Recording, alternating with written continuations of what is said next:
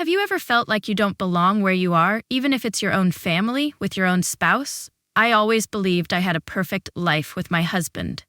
But one casual remark from my mom changed everything. When she said that maybe I wasn't the right match for Jack and that my sister would have been the one who deserved him, I suddenly felt like the ground beneath me was falling apart. Is my story just a misunderstanding? Or is there something deeper I haven't seen yet?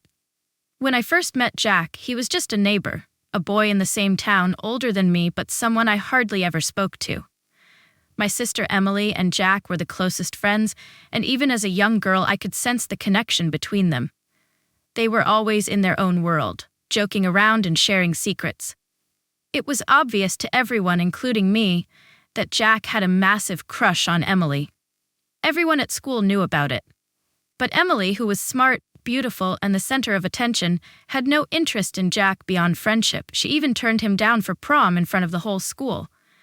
The moment was public, humiliating for Jack, but somehow they both carried on as friends after that.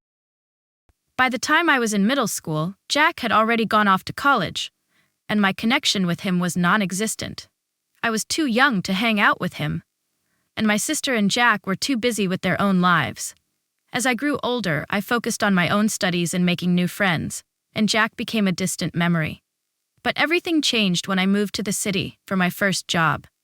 My mom, noticing that I didn't know anyone there, suggested I reach out to Jack, who had moved back to the city after college. I thought it was a strange idea, but I didn't have much to lose. Jack was friendly and kind when I reached out, and soon we started spending more time together. In just a few months, we became close friends, and a year later, our friendship blossomed into something more. I was taken by surprise when we started dating, but I couldn't deny the spark between us. We had both grown and changed over the years, and what I once saw as a distant neighbor was now the person I wanted to spend my life with. It felt surreal, but our connection was genuine. After 3 years of dating, Jack and I decided to get married. Our families were supportive, though I could sense some underlying tension, especially from my mom, who had always been a little critical of my choices. But Jack and I were happy, and that was what mattered. Our life together was everything I had ever dreamed of. We both had great careers, made good money, and genuinely enjoyed each other's company. We moved back to our hometown when the pandemic hit, as Jack's mom needed help due to health issues, and our jobs allowed us to work remotely. Everything seemed perfect until Emily went through her own personal crisis. After her divorce, she moved back in with my mom. At first, I didn't mind. After all, she was family, and I knew she was struggling. But as time went on, something shifted. Emily seemed to come over to our house more and more, and I began to feel like I was losing my space. It wasn't that I minded her company. I loved my sister, after all. But there were moments when it felt like she and Jack were in their own world again. I would come home to find them laughing and talking on the couch, and it reminded me of when I was a child, always on the outside. The worst part was that I felt like I wasn't included in their inside jokes, and the dynamic between them felt a bit too familiar, too comfortable. I tried to shake off the feeling, but it stayed with me, nagging at the back of my mind. Why did it seem like she was taking over my life with Jack?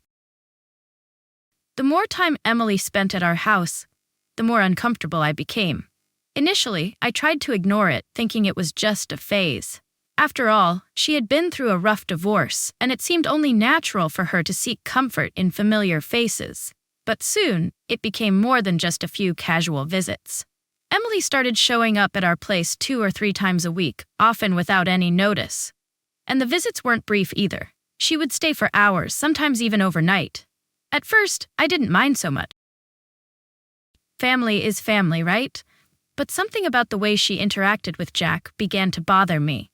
I'd come home from work and find them sitting on the couch, talking and laughing like old friends. Too much like old friends, I began to feel. There were times when I walked into the living room to see them so comfortable with each other that it felt almost like they were in their own little world. They shared jokes and memories from their childhood, and I, once again, was the outsider. It wasn't just the conversations, it was the physical proximity too. They would sit so close to each other, and their body language seemed almost too relaxed, as though they had a bond that I wasn't part of. I tried to shake it off at first, convincing myself that I was being paranoid. After all, Emily was just my sister, and Jack had always been a good, supportive husband. But as time passed, I started noticing other things that made me uncomfortable. One evening, I came home early to find Emily stepping out of the guest bathroom, wrapped only in a towel. She didn't seem to mind that Jack was sitting right there in the living room, waiting for me. It wasn't that I thought she was doing anything inappropriate, but the casualness of it all felt unsettling. It was as though she didn't have any boundaries when it came to Jack and our home. The next few weeks only seemed to make things worse. Emily continued to come over often, sometimes when I wasn't around, and she would make herself completely at home. I once walked into the guest room to find her in her underwear, getting ready to change for bed, without bothering to lock the door. I know I might be overreacting, but I couldn't help the uncomfortable feeling that crept up in me every time I witnessed these moments. She was my sister, but the way she behaved around Jack seemed to cross a line. She acted so comfortable, like she belonged there more than I did. Finally, I couldn't take it anymore. I sat Emily down and tried to explain my discomfort. I told her that while I understood she was going through a tough time, I needed her to respect my boundaries when it came to Jack. I didn't want her walking around in towels or lounging in her underwear when he was around. I felt like there needed to be some level of decorum, especially in my own home. But Emily didn't seem to take my concerns seriously. She shrugged it off, saying we were family and there was no need to make a big deal out of it. Her dismissive attitude only made me more frustrated. When I talked to Jack about it, I was hoping for some understanding, but instead he brushed it off. He said that this was something I needed to work out with Emily, and that he wasn't going to tell her how to dress or behave in our house. It was as if my feelings didn't matter at all. I felt completely alone in this. My husband, the one person I thought I could turn to, didn't seem to understand why this was bothering me so much. It felt like everyone was siding with Emily, and I was left to deal with my own insecurities. But deep down, I couldn't shake the feeling that something wasn't right. Was I really overreacting, or was there something more going on that I wasn't seeing? The tension between me, Emily, and Jack reached a boiling point one weekend when I went to visit my mom. We were sitting around the kitchen table, just the three of us, Emily, Mom, and me, when Emily began recounting stories from her and Jack's high school days. I didn't mind at first, thinking it would just be another one of those nostalgic conversations. But then, as she told the story of how Jack used to do her homework and help her with chores, she said something that stopped me dead in my tracks. "She always had him wrapped around her finger," Emily laughed. "He was so much in love with me, and I felt guilty taking advantage of him." Mom chimed in almost immediately, her voice light, but carrying a sense of something deeper. "You know," she said, turning to Emily, "if you'd had the wits to marry Jack instead of that loser husband of yours, you wouldn't be in this mess now." The words hit me like a punch to the gut. I froze, unsure if I had heard her. My mom, my own mother, was saying that it would have been better if Emily had married Jack, and that somehow, the fact that Emily was struggling financially made this hypothetical situation make more sense. I could feel the blood rushing to my face as I tried to process what she had just said. When I talked to Jack about it, I was hoping for some understanding, but instead, he brushed it off. He said that this was something I needed to work out with Emily, and that he wasn't going to tell her how to dress or behave in our house. It was as if my feelings didn't matter at all. I felt completely alone in this. My husband, the one person I thought I could turn to, didn't seem to understand why this was bothering me so much. It felt like everyone was siding with Emily, and I was left to deal with my own insecurities. But deep down, I couldn't shake the feeling that something wasn't right. Was I really overreacting, or was there something more going on that I wasn't seeing? The tension between me, Emily, and Jack reached a boiling point one weekend when I went to visit my mom. We were sitting around the kitchen table, just the three of us, Emily, Mom, and me, when Emily began recounting stories from her and Jack's high school days. I didn't mind at first, thinking it would just be another one of those nostalgic conversations. But then, as she told the story of how Jack used to do her homework and help her with chores, she said something that stopped me dead in my tracks. She always had him wrapped around her finger, Emily laughed. He was so much in love with me, and I felt guilty taking advantage of him. Mom chimed in almost immediately, her voice light but carrying a sense of something deeper. You know, she said, turning to Emily, if you'd had the wits to marry Jack instead of that loser husband of yours, you wouldn't be in this mess now. The words hit me like a punch to the gut. I froze, unsure if I had heard her correctly. My mom, my own mother, was saying that it would have been better if Emily had married Jack, and that somehow, the fact that Emily was struggling financially made this hypothetical situation make more sense. I could feel the blood rushing to my face as I tried to process what she had just said. Jack sighed, clearly frustrated. I don't know what you want me to do about it, he said, running a hand through his hair. This is between you and your mom. I can't change the past, and I'm not going to start getting involved in your family drama. I felt my stomach drop.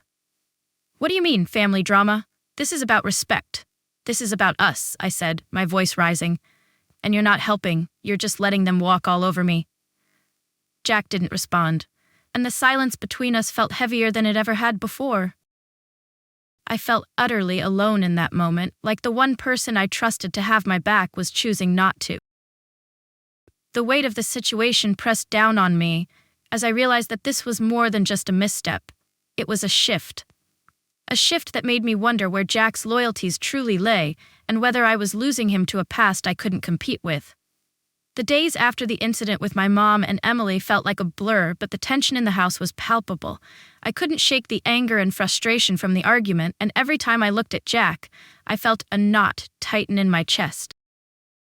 The way he dismissed my feelings, almost as if I was overreacting, left me feeling isolated. I wanted him to see how hurt I was, to understand why I couldn't just let things slide.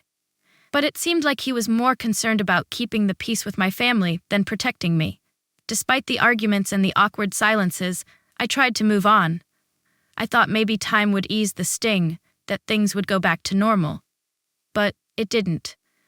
If anything, the distance between Jack and me only seemed to grow. He was quieter, more withdrawn, and every time we spoke about it, he acted like it wasn't a big deal. It felt like he was avoiding the subject altogether, like he didn't want to confront the issue. I needed him to acknowledge that my feelings mattered, but instead, I was left feeling like I was the one causing problems. A few days after the fight, Emily called me. She wanted to meet up, and even though I wasn't sure I was ready to see her, I agreed. I figured we could talk it out, maybe clear the air. When we met, she was surprisingly calm, as if nothing had happened. It only made me more angry. Why couldn't she see how much her words had hurt me? Look, I'm sorry if I upset you, she said casually, but there was a hint of defensiveness in her voice. But you really need to stop taking everything so seriously. It was just a joke. Mom didn't mean it that way, and neither did I. I stared at her, trying to keep my composure. It wasn't just a joke, Emily. It was hurtful. And you're my sister, but you keep crossing boundaries. You don't even see it, do you? The way you act around Jack, the way you're constantly here, it feels like you're trying to take over my life. She blinked at me, taken aback by my honesty. I'm not trying to take over anything, okay? I'm just trying to get through this tough time. You don't understand. I do understand, I said, my voice trembling with emotion. But this isn't about you being hurt, it's about respect. You have to respect the boundaries of other people's relationships, especially mine. I can't just keep pretending everything's fine when it's not. Emily's expression softened for a moment, but then she shook her head. You really need to lighten up. You're being way too sensitive about everything. I felt a sharp pang of frustration. How could she not see it? Why couldn't anyone understand where I was coming from? I was feeling so alone in all of this. It wasn't just about Jack and me anymore. It was about my whole family.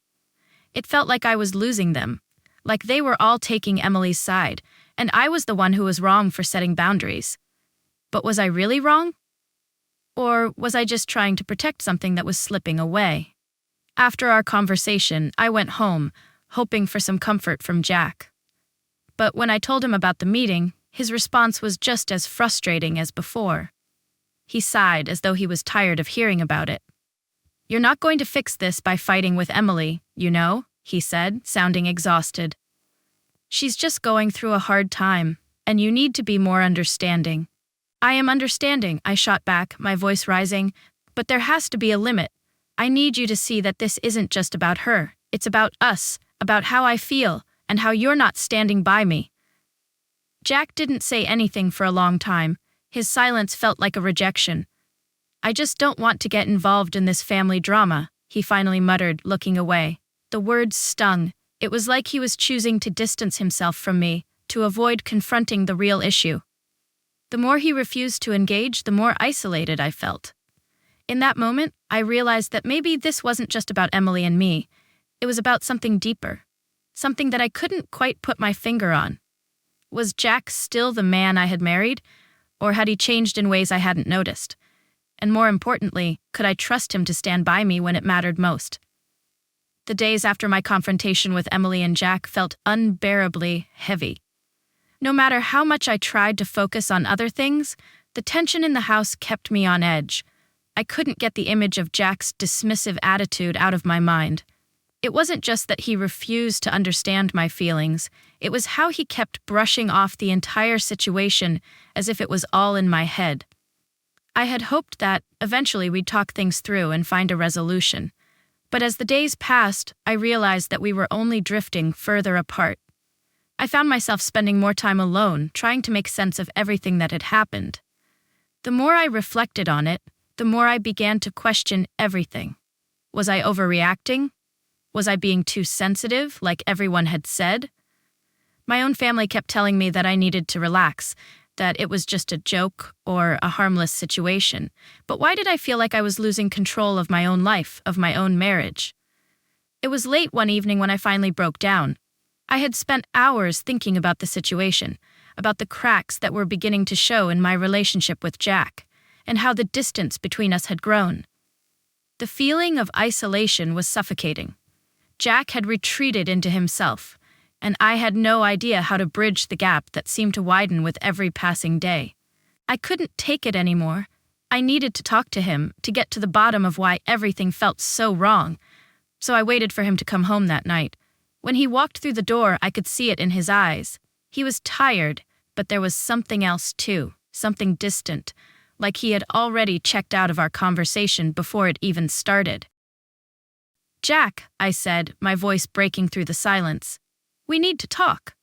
He sighed and sat down on the couch, rubbing his eyes. "What now?" he asked, clearly not eager for another round of the same argument. I took a deep breath, trying to steady myself. "It's not just about Emily anymore, Jack. It's about us. It's about how you've been treating me. I feel like you don't care. I feel like I'm the one fighting for our relationship, while you're just going along with everything, hoping it'll blow over." His eyes flicked to mine for a brief second, but then he looked away. "I'm not doing anything, okay? I'm not ignoring you. I just don't want to deal with all this drama." I felt a sharp pang in my chest. "It's not drama, Jack. It's my life. It's our marriage. It feels like you're choosing to side with everyone else instead of me. I need you to stand by me, to show me that you're in this with me, not just going through the motions." He was silent for a moment, and for the first time in weeks, I saw a flicker of something, guilt, perhaps, cross his face. But it was quickly masked by indifference. "You're making a bigger deal out of this than it is," he muttered, not looking at me. "No, Jack," I said, my voice rising with emotion. "I'm not. You're not hearing me. You're not seeing how much this is hurting me. Every time you brush off what I say, every time you stay silent, it feels like you're telling me I don't matter.